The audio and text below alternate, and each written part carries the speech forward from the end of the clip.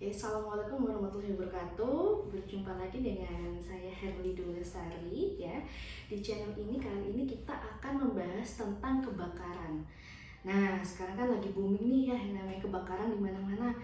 Nah, kira-kira adik-adik tahu nggak semua kebakaran itu dipicu oleh apa? Ya, jadi kebakaran itu dipicu oleh 3 hal, yaitu bahan, sumber, dan O2 atau oksigen.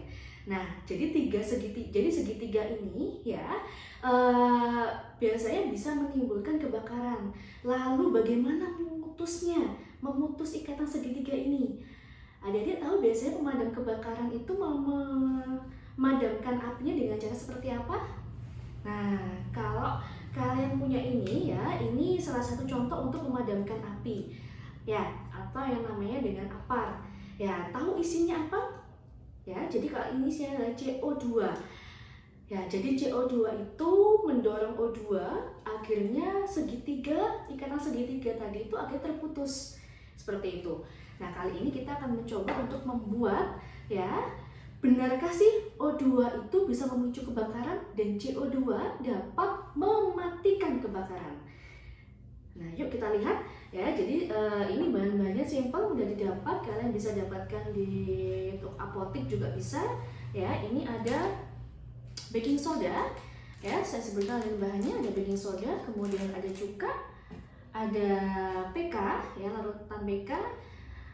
Ya, ini berupa serbuk. Kemudian ada H2O2, kalian bisa dapatkan ini di apotek ya. Larutan PK-nya juga kalian bisa dapatkan di apotek. Kemudian kita butuh 2 gelas ya. Kalau misalkan tidak ada tabung elemen bisa kita pakai gelas. Kemudian pembakar, korek, dan tutup seperti itu. Nah, bagaimana sih kita bikin larutan O2 dulu nih, nah yang bisa memicu kebakaran ya? Yuk kita lihat. Nah, yuk sekarang kita bikin O2 dulu ya. Jadi H2O2 ya, kita masukkan.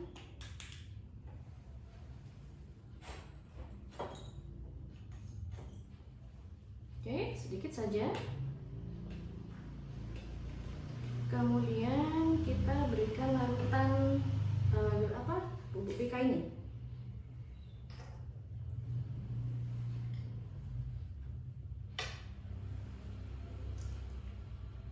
Berikan. Oke, sedikit saja. Langsung kita tutup ya.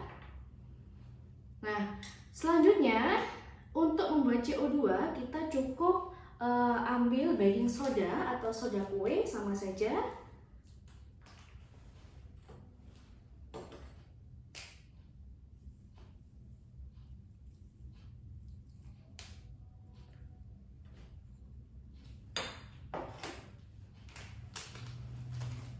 Kemudian kita berikan cuka.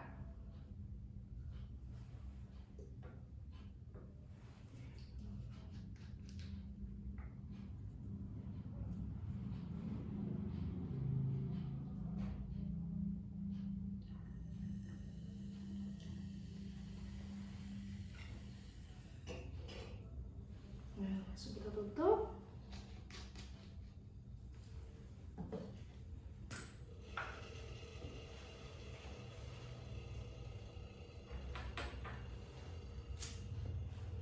Coba nyalakan apinya.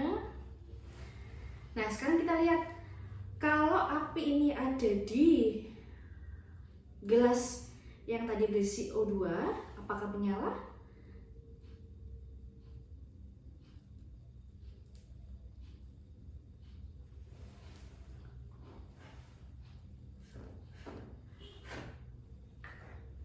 Ya, ini masih ada bara apinya ya. Kita masukkan di O2.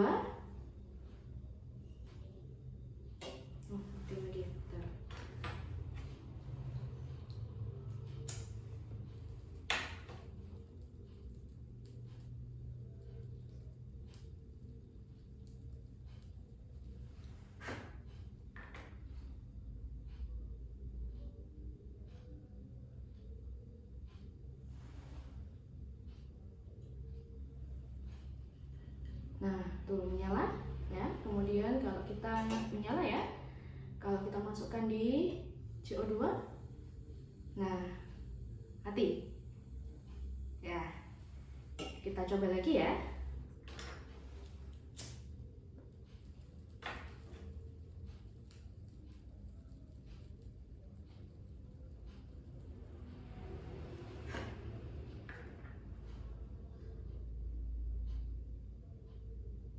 Nah, ini masih kelihatan bara apinya.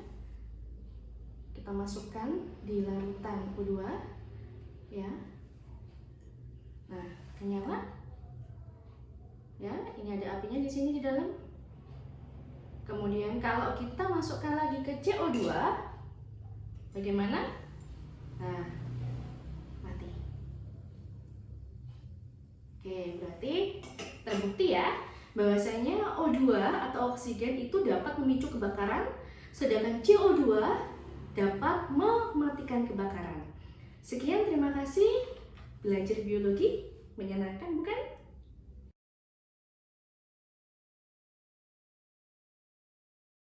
Oke, selanjutnya kita akan coba lagi dengan PK ya, bahannya tadi. Kita coba taruh di tabung reaksi ya. Kemudian kita panaskan.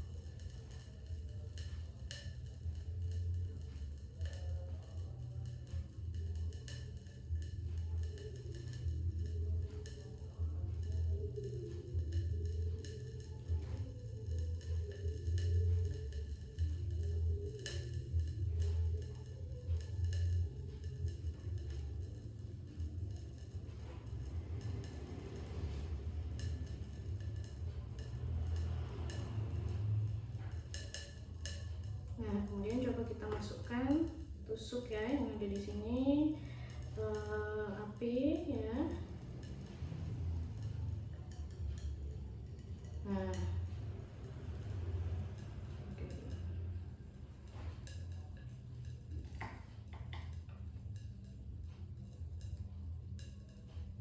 Oke, belum ya.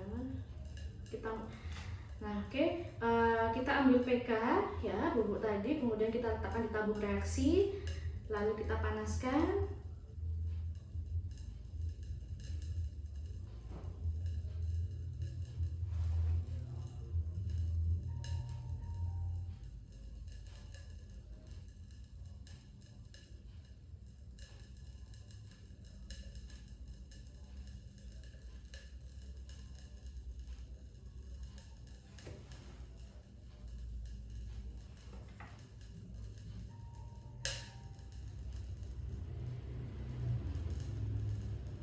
Lalu kita coba masukkan di sini ke dalam, apakah apinya masih menyala?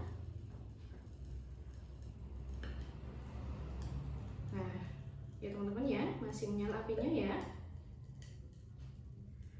Oke, terbukti kalau misalkan masih menyala berarti masih ada O2 ya. Nah, masih ada oksigen di dalam ya. Jadi terbukti MnO4 ini akan terurai menjadi O2. Nah, ini ya, oksigennya menyala, apinya menyala. Oke, seperti itu.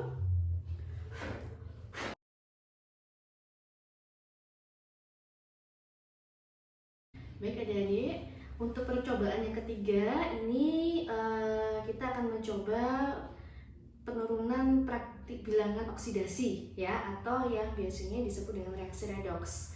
Seperti itu. Jadi kita praktikum di sini ya. Saya punya beberapa alat dan bahannya.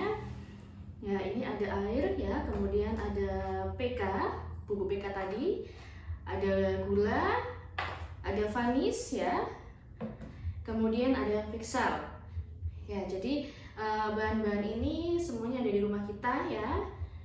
Jadi mudah kita temukan Nah, selanjutnya saya punya larutan ya, larutan yang berisi dengan air biasa kemudian ditambah dengan PK. Nah, itu yang kedua ini larutan basah yang nantinya kita akan coba untuk campur dengan PK yang akan kita panaskan seperti itu.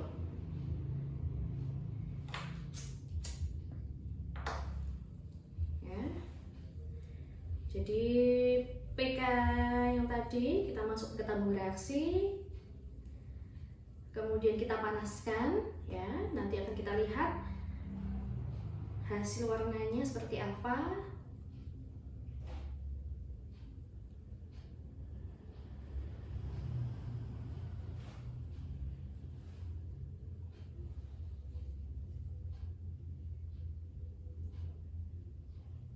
Nah, kita panaskan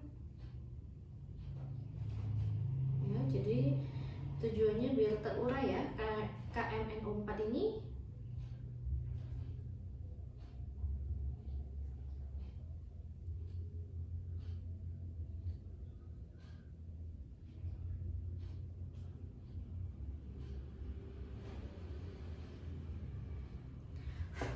Nah, yuk coba kita masukkan.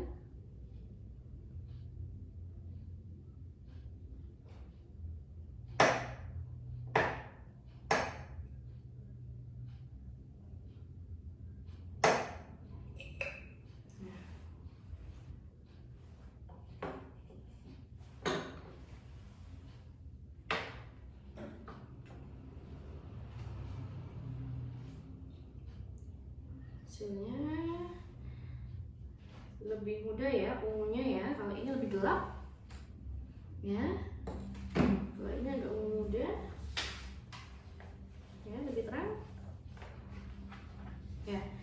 Selanjutnya di gelas yang kosong ini, di label yang kosong ini kita akan bagi dua.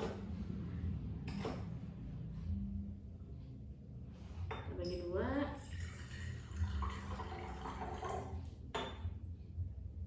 Oke. Nah, kemudian yang tadi ya, kita bagi dua, kita berikan gula.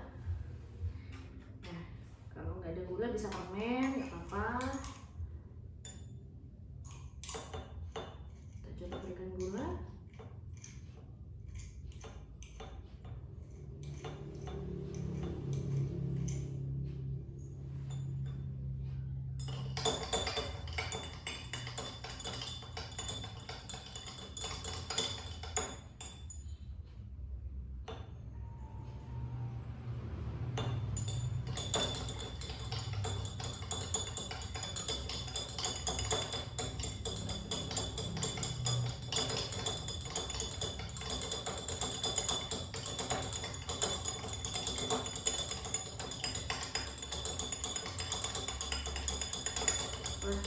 Warnanya jadi memudar ya.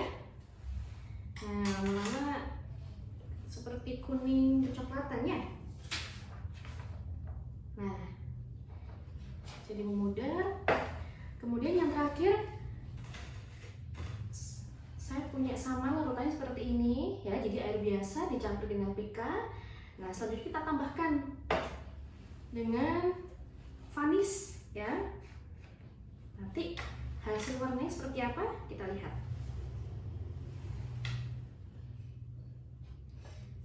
Sedikit saja vanis.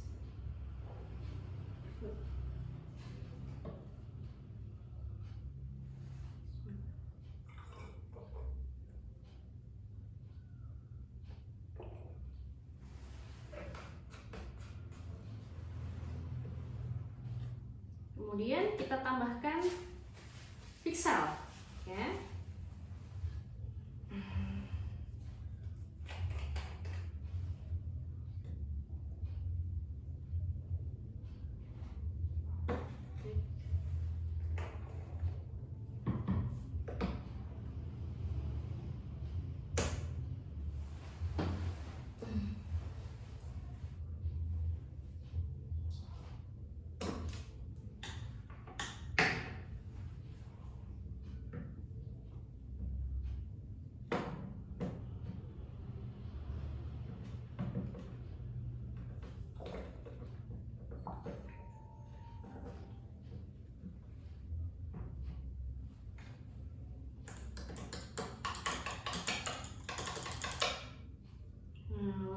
pulsa ya.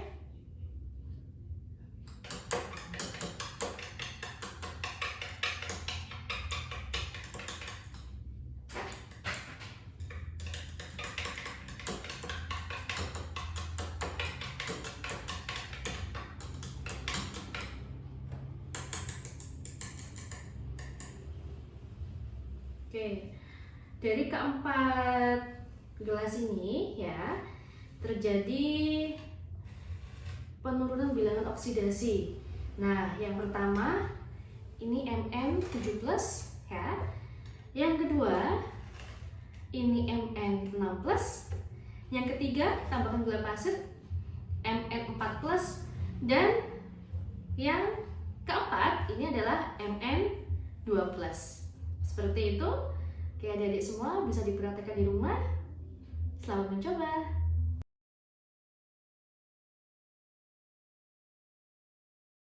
Untuk percobaan keempat ini kita akan mencoba yang namanya enzim katalase. Nah, biasanya kita kan menggunakan hati ayam ya, ditambah H2O2 nantinya akan timbul gelembung. Nah, gelembung inilah yang nantinya disebut oksigen. Jadi semakin banyak gelembung di situ, bahwa semakin banyak oksigen yang dihasilkan. Oke, di sini kita akan mencoba ya, ada bahan apa saja sih yang kita gunakan di sini? Ya, yang saya gunakan ada pupuk, kemudian ada gula, ya, gula dapur ya. Nah, jadi awalnya kita panaskan dulu pupuknya ya, kita masukkan ke tabung reaksi ya, sebelah sini masukkan di dalam sini, kemudian kita panaskan.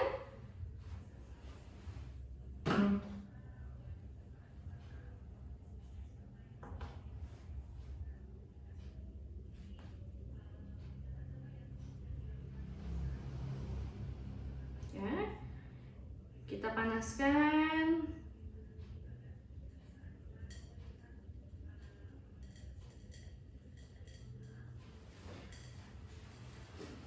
Bahan-bahannya mudah sekali didapat ya. Jadi kita mencoba hal baru selain pakai hati ayam.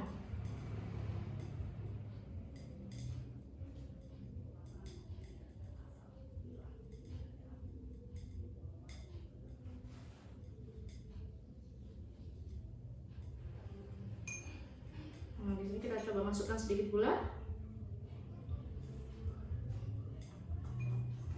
Kita kurang ternyata.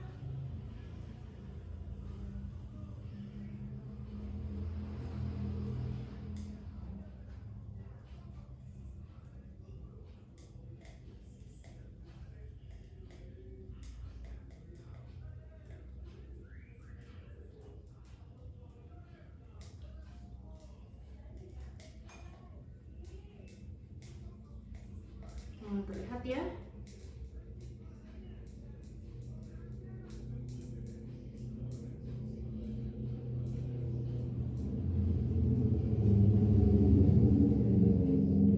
Nah, terlihat adanya panas di sini ya. Nah, ini membuktikan bahwasanya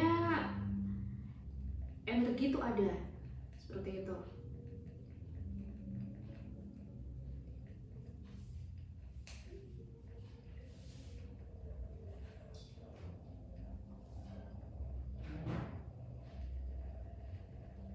Nah, ini ya jadi ya. Oke, dengan adanya api ini, api dan panas ini ya, dengan adanya asap ini menunjukkan bahwasannya energi itu ada di bahan makanan yang setelah kita konsumsi. Seperti itu. Oke, terima kasih.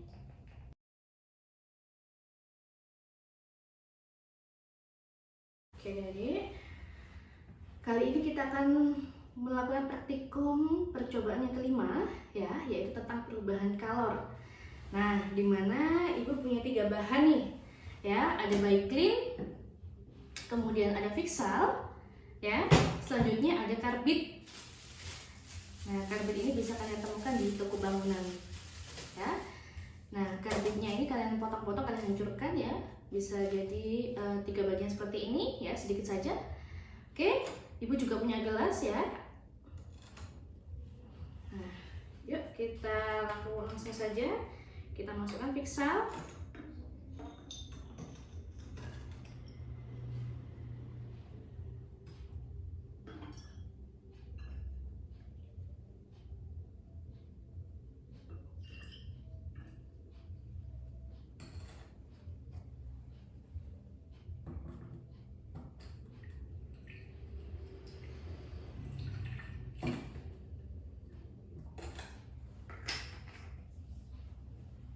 Oke, kemudian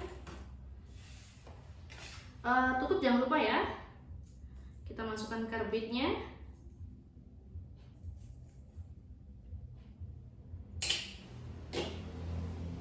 Nah, tunggu beberapa detik.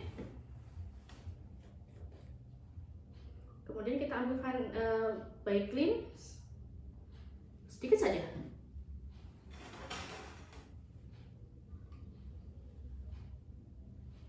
Ya.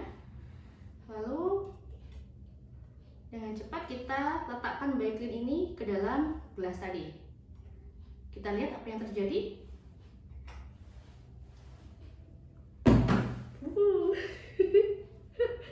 Boom. Ya, inilah yang terjadi perubahan color. Oke, semangat adik-adik. Belajar biologi menyenangkan bukan?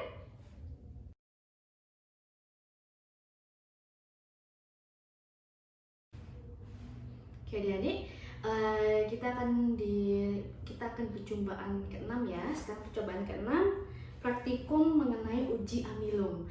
Nah, di sini Ibu punya bahan-bahan seperti beras ya, betadine, kemudian ini ada vitamin C ya, lemon. Sebagai vitamin C-nya nanti kita akan peras, kemudian kita ada air sedikit.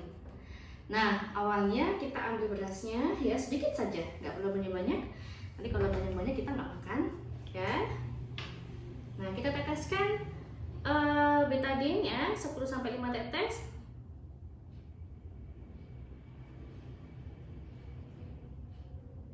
Nah, lalu kita aduk.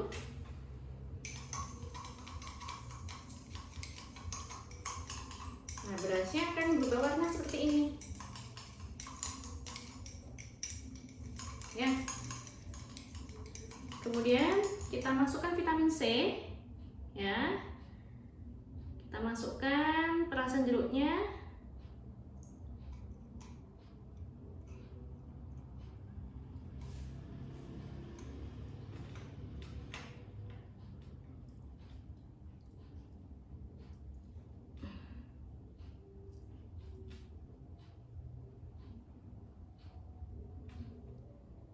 Ya, awalnya hitam. Nah, sekarang kita lihat apakah berubah warna. Iya, kembali menjadi beras ya. Nah, oke, terbukti ya. Oke, terbukti bahwasanya beras ini bisa kembali menjadi beras ya. Apakah bisa dimakan? Wah, sayangnya nggak bisa karena ini sudah ada iodinnya tadi. Begitu teman-teman. Ya, oke, sudah cukup sekian percobaan praktikum kita kali ini. Semangat mencoba di rumah. Belajar biologi menyenangkan bukan?